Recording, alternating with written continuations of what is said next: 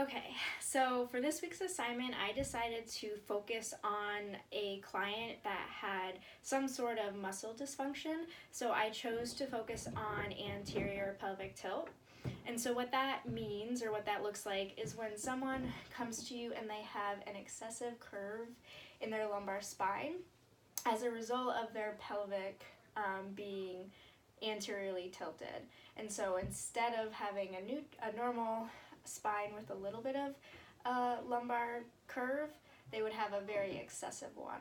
And so I really thought to focus on one, correcting that, and then progressing through the OPT model. And so what I've chosen to do is demonstrate an exercise for each one of those phases, as if I continued working with this client. What would those exercises be when they progress to the next phase of the model?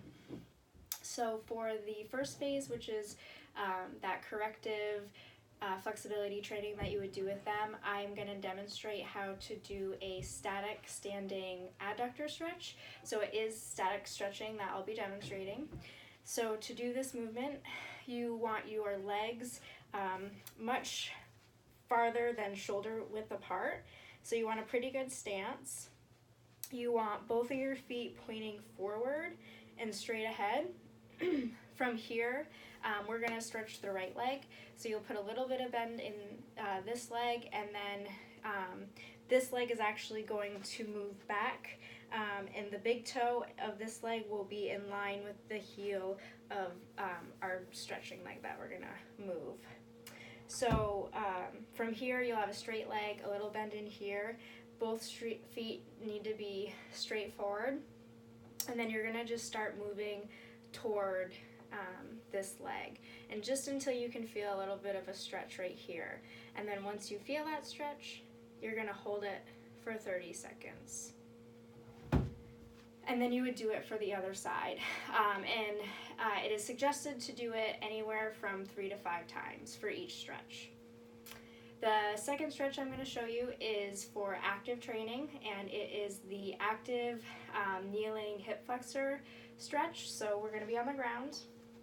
We are going to have our top leg here bent at a 90-degree angle, and then you want your other leg again also at a 90-degree angle with your knee under your hip, your leg straight. And then from here, what you're going to do is you're going to again posteriorly tilt your pelvis forward, engaging those glutes.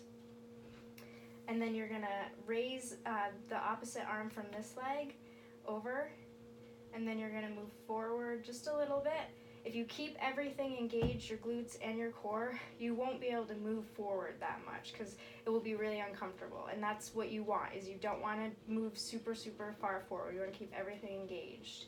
And so from here, you would bend at the side and then posteriorly rotate outward and hold for 1 to 2 seconds. And then again, you would do that for the other side. The last stretch I'm going to show you how to do would be for the functional training, and I'm going to do a dynamic stretch. And so what I'm going to show is the walk or side to side walk. So you'll have a resistance band or something to put around your ankles. And then you want your legs hip width apart, feet facing forward, a little bend in the knees. And then the important thing here is when you're walking, not to let your knees cave in. So you want to keep them firm and straight as you're walking. So from here, you would take 10 small steps to the side,